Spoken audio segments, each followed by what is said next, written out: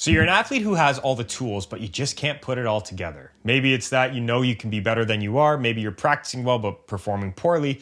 Regardless, I'm going to challenge you right here and say this. I bet you actually don't need to do more work physically. I bet you actually don't need to gain more confidence. It's usually a myth that a lot of athletes look at. I bet what's actually holding you back is your beliefs. See, your beliefs guide your entire life. They're going to be the thing that guides your decision making. It decides the way you think. It decides the way you look at things. But most importantly, it's usually the one thing that holds you back the most. And oftentimes, us as athletes, we don't look at or take the time to look at where these beliefs come from or why they're here. And in this episode, we're going to help you get unstuck by simply understanding beliefs, understanding where they come from, how they're formed, and more importantly, how you can choose your beliefs so that they become empowering ones and not disempowering ones. With that being said, let's dive into this week's episode.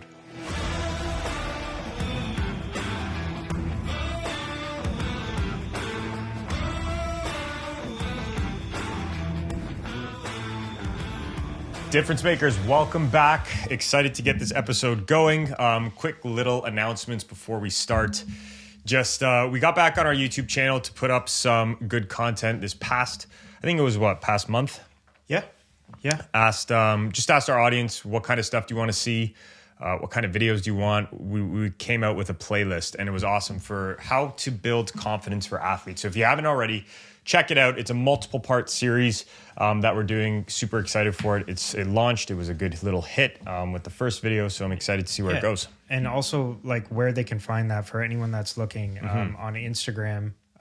We have what's the group is Until We Make It. Until we all make it. Until we all make it. So that's the Instagram group where we're conversing with you guys, talking, leaving some extra posts and behind the scenes and stuff like that. So if you have the opportunity, follow us on Instagram and check out that group. Yeah. So let's dive into it. So this week we're going to be talking about beliefs and how beliefs really can guide your athletic performance. I think this is one thing, we were having a lot of sessions this past week with clients and speaking with them and prepping them for their seasons. And I think the biggest thing that kept not coming up, I should say, but the thing that we were pre-screening for and pre-habbing, if you will, for was having the right tools, but not following through because of your beliefs. Yeah, it's definitely an emotional, it's quite an emotional thing because like, as you guys will see, or as you probably even some of you know, beliefs can start from just an idea. Yeah.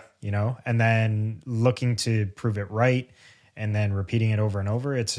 Once one's created, it can be tough to get out of it. Yeah, beliefs really do become a self-fulfilling prophecy. So we figured, you know what, to kind of put a pin in this all and to help our, of course, people, our viewers, we said, you know what, why not give the framework that we were using in those sessions and really help you with that. So with that being said, we're going to dive into beliefs today. So a really quick one just to start. To understand beliefs and how the brain works, I think it's important because, there's a reason we create beliefs. And there's a reason that we really start to buy into them. And the biggest thing being this, your brain is constantly scanning to see if you're safe in your current environment, right? And the biggest thing with this is that a lot of times, athletes go into a different environment and there's something that happens and a belief is created, a generalization about that. And what your mind is trying to do is protect you from either going through that pain again or experiencing that pleasure. So, and that's the purpose of a belief. A belief is to help you understand what causes pain in your life and what causes pleasure. So let me give an example of this and you can see how this starts to go wrong. Maybe you had a coach that yelled at you, right?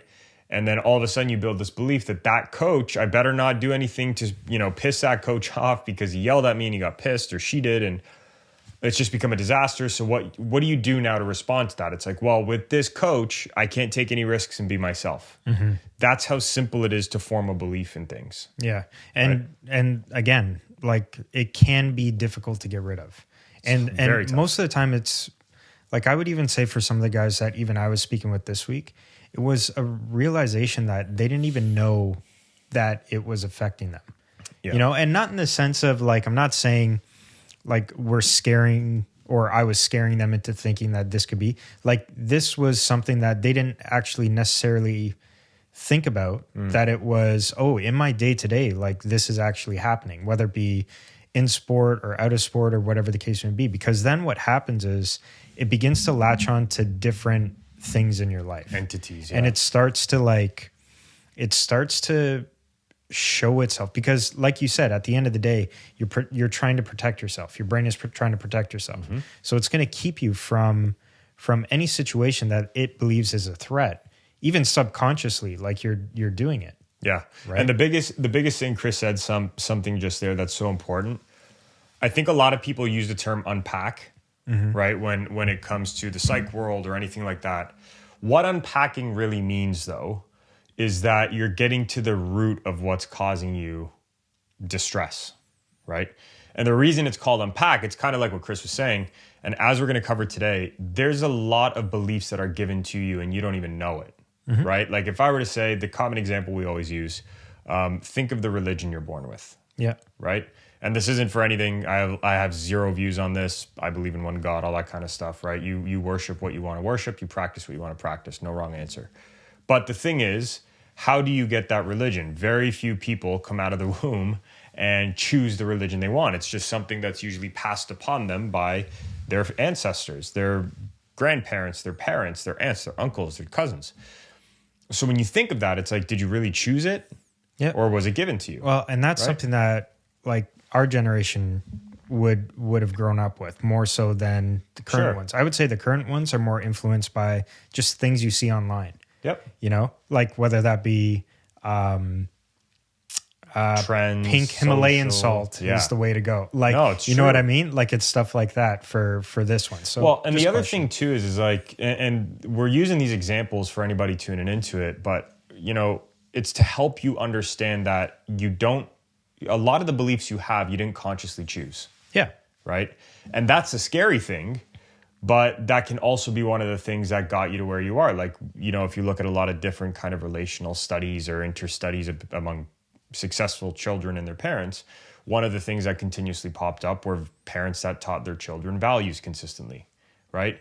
And teaching your children consistent values that were empowering values then turned into beliefs that they then used to guide their life.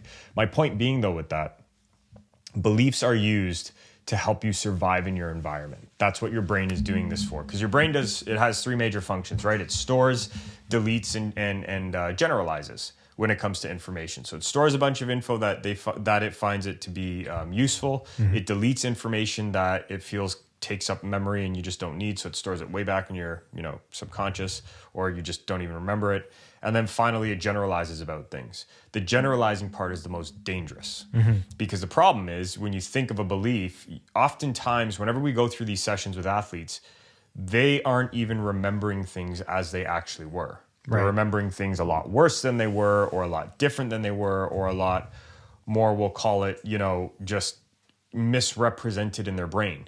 And all of a sudden what that does then is it says, oh my gosh, well, you know what? I actually think this happened when in reality it didn't. Yeah. Right?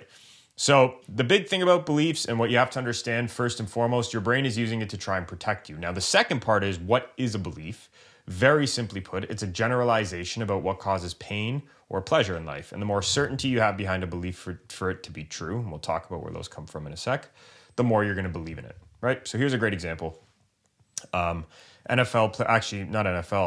past week, and an NHLer that we work with.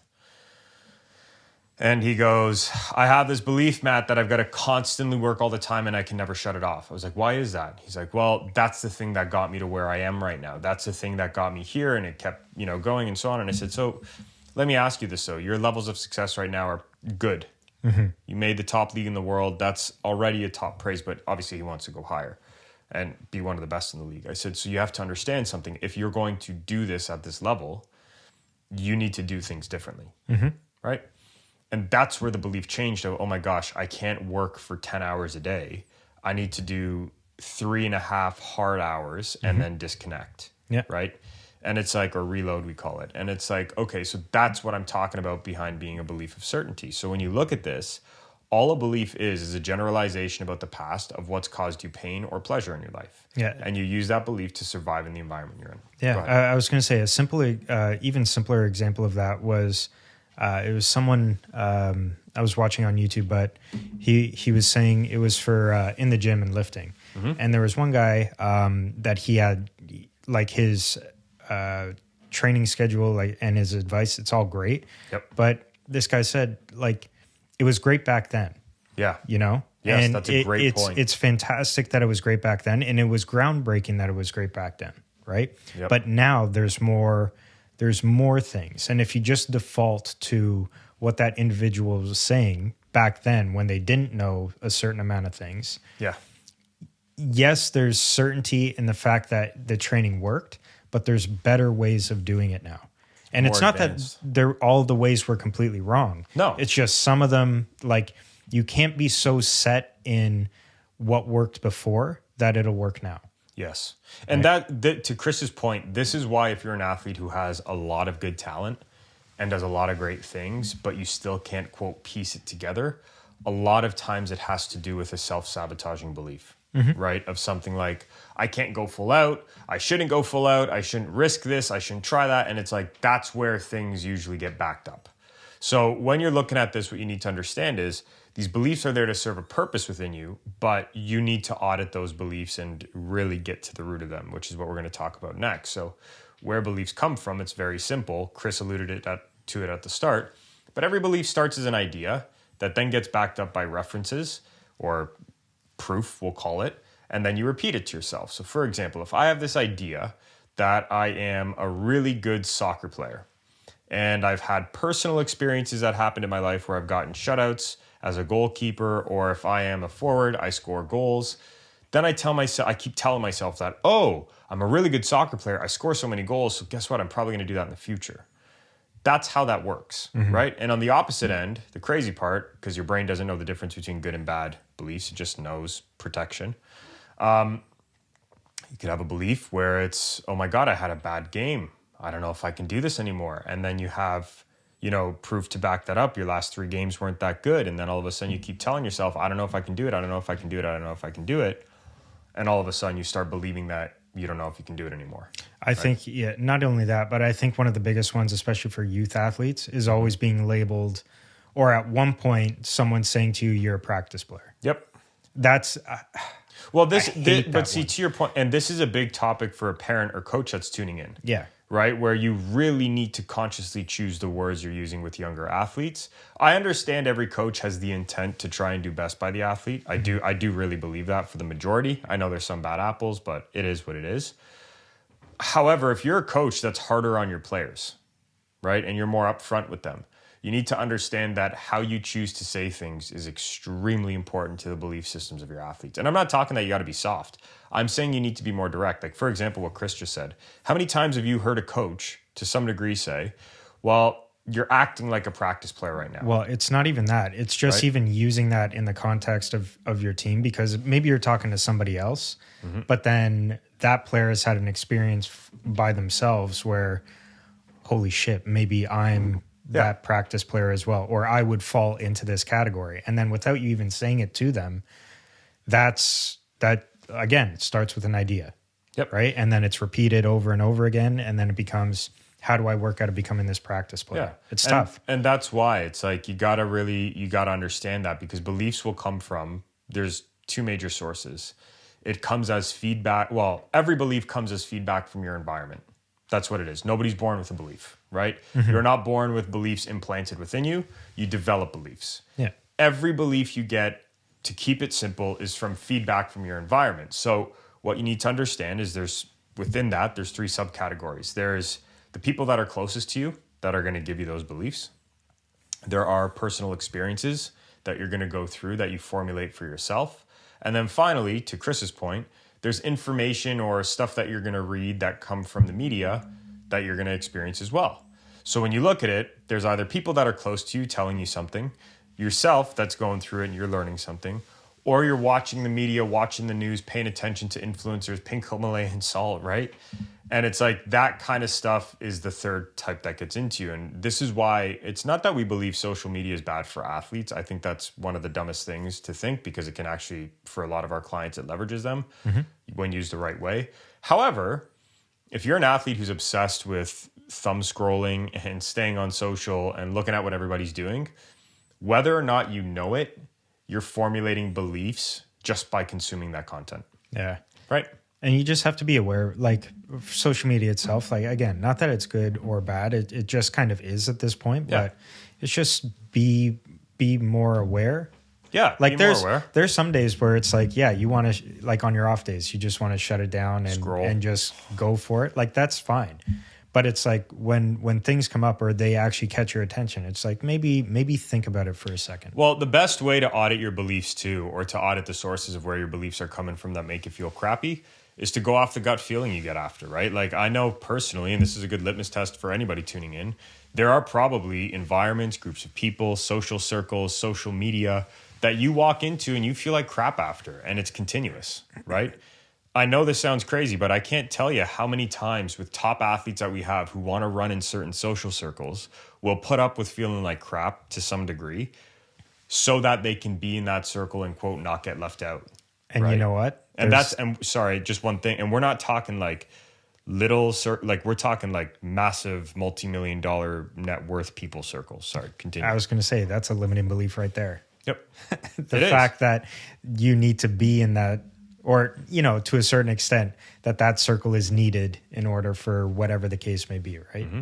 Well, I'll tell you, like, even going back to the jersey hanging behind me with Lauri Markkanen, it's like, okay, you know, I look at him and I think to myself, what are the things that were really done to change, you know, certain parts of his mentality and aspect? And without getting into the detail of it, 99.9% of it with high performers has to do with their belief systems, right? And it's not even beliefs of can I do it? It's can I take the next step a lot of times? And that's a big thing for a lot of athletes, right? I mean, think about it. Even if you're just jumping from, you know, one AAA team to another, and maybe it's a higher end team. Like I'll never forget when I had to make a jump between Pickering to North York when I was playing soccer for anybody that's local. And I was always questioning myself, can I do this? And then it wasn't, am I good enough? It's like, am I really ready to take this on? Or even when I went from playing rep soccer to eventually then going to play university, it's like, oh my God, like this is a huge commitment. Like I've never done this before, right? Mm-hmm. I've never played in front of, you know, this many people at that time. And I've never had my name announced up to that point, walking into the field or saying, "No Canada" before that. I never did that. And that's your brain naturally trying to keep you safe, right? It's asking you, it's literally me questioning myself. Am I ready for this? Is it going? But my point being is like, that's where these beliefs come from, is your reaction to the environment, right? Mm-hmm. It's all an intake from your environment. That's all this is. So what you have to understand is, like we mentioned about this process of forming a belief, everything starts as an idea, and it's backed up by these references, or what you can call proof. So I think it's good we dive into that part now with it. References come from three things. It's going to come from your personal experience, it's going to come from information that you collect, or it's going to come from your imagination. And usually how this works, you go through some kind of personal experience, you then go collect information to prove that experience to be true, and then you say to yourself, oh my God, because I've gone through this, because this has happened, it's probably going to happen in the future. And for anyone that's interested in the side of the internet that's all conspiracy theories and stuff like that, this is exactly how it all happens. Yes. That's how it goes down. Well, and the thing is, too, when it comes to it, it's like there's a lot of these beliefs that are they're just not even true. Like, again, you might have, for example, an off game. Mm-hmm. You then go find, and maybe the belief going through your head now is like, I'm a failure. Mm-hmm. And you start collecting information that will back up that you're telling yourself, oh my God, I'm this failure. And then you imagine yourself being a failure. If I was a failure in this game and the information says that, I'm probably good for nothing going forwards. And then all of a sudden you start repeating that to yourself. And I know this sounds simplistic, but that really is how it works. Yeah. Right? And that's why these are so important to kind of just, beliefs are like, they're going to come and go, right? Yes. Like they're going to come, they're going to be there, and eventually they move on. But like, you have to understand in the moment, which one is truly like, working against you, because that could be the difference between a great season and just trying to survive a season. Yeah, and you never want to be in the survival mindset. It's never going to work. It's never going to benefit you. It's never going to be one that's positive. Oh, it's a waste of time. It's a waste of time, completely. Like, and that's why when it comes to this, you've really got to take it on yourself to audit your belief systems and go from there, mm-hmm. right? So looking at that, let's talk about how we remove these limiting beliefs, just a little framework that you could follow. First thing you need to do if you're going to remove a limiting belief is you got to identify it, right? Every limiting belief has something that's there. A lot of times we don't even sit down to do this enough, so we just don't know it's there. The second thing then, though, is you got to get to the root of the belief. So for example, the belief might be I'm not good enough, but the root is the actual pain that you're avoiding. So I might have a belief of I'm not good enough because what I'm actually fearing, and the root usually shows up as a fear, is failure and looking foolish in front of other people. Yeah. Right? So it's not necessarily that you don't think you're good enough or, you know, you don't think that you can do it. It's usually that you're scared. 99.999% of the time, you're scared of something. You're scared of what's going on. And your whole thing is, oh my God, I got to protect myself. Let's get out of here. Yeah. And what Matt just said there. So ask your question the first time, wait a little bit, think on it. And then with that second answer, ask it again. With that second answer, normally that would be the one. Right. So it's like, yes, get to the root of it. What you're going to do then is the easiest way to get rid of a limiting belief is after that, you have to question the actual truth of it. Right. So for example, we always like to ask our athletes when we work with them, well, where did this really start? Because it gets them to go through the story. I would suggest you try to do the same. And you ask yourself, well, is that even really true to my situation now? And it's like, oh, I had this belief with the coach before who would always get me in trouble. When the absolute truth is right now, I don't have that anymore. So I can actually let go and do my thing. Yeah. Well, even a great example, like for some of the guys that I went through this session this week, it was a bad camp last year. At the same time last year. And it was a simple question of like, can we even compare to the player that you were last year? Absolutely not. Because like, unless that was your peak, unless that was like, that's where I was and I failed, like you're a completely different person, number one. You're a completely different player, number two. Is it even fair to kind of compare to that? Because you're not giving yourself an opportunity. No, it's not. And the other thing too is I think, you know, I wanted to say this because it sprung it up when you were telling me about it. But, you know, this process of constantly questioning your beliefs of if like fighting through them, it's going to be a thing that happens forever. And I think anybody that tells you, oh, I never have limiting beliefs, I've never thought that, I'm super successful, they are absolute BSers because every time you inch towards another level of success, a higher level, a higher level, a higher level, or you get knocked down a couple pegs and you didn't succeed at that higher level, you're always going to have to fight with beliefs. Right? And in the same respect, even when you are being successful, you're going to have to fight with yourself to say, can I maintain this? Like for example, a player in soccer anyways, that's responsible for penalties, you know, taking those penalties. They might be fantastic outside of that, you know, scoring goals, doing everything, all that stuff. But then in penalties, maybe they missed one. Yeah. That just sticks with them every single time. That's one right there. Like even the most successful players, like that's there. Yeah. Right. And like the way I like to look at it is you should be like a knight in shining armor, constantly trying to find, or a ghostbuster trying to find those demons, right? And trying to just find them, pick them out and get rid of them. Like it's funny. There are times that, and the other thing I wanted to say, because I'm going to tell you the last part to removing this belief though. But the one thing I wanted to say is sometimes beliefs don't have an impact until like 3-4 days later. Right? So you need to be, what I would highly suggest that we do a lot with our players, every couple weeks we're going through their belief systems, right? And it's like, okay, cool. So you didn't have the best performance last game. You're coming into this week now. What do we got to talk about there and do? And that's the most important thing to it, is that you do it constantly. Yeah, I would say it's almost maybe I'm wrong, but almost the same time frame as like trying to build strength in the gym. For sure. You know, you have to constantly be evaluating. Or even like stamina. Like it's not going to be the day one. It's going to be, you know, next week I'm going to feel the effects. Of course. Right. Right. So the last part of removing the limiting belief, then once you understand what the truth is behind it and you say, oh, this actually isn't as true as I thought. The last part is you need to consciously choose what you want the belief to mean to you now. Because I think so many times people think like, oh, I'm just going to let it be and it's going to take care of itself. The reality is you actually need to look at the belief and change the meaning. If you don't change the meaning, this belief will not change itself for you. It will only get worse. So, for example, you have to choose what you wanted that failure to mean to you, right? And I'm not asking you to be positive and say, oh, the failure didn't happen. I'm not asking that. I'm telling you, though, you need to be optimistic about it. You need to make it work. And if there's one slogan I could say for anybody tuning in when it comes to changing your beliefs, the thing you need to do is make the situation in the past work for you.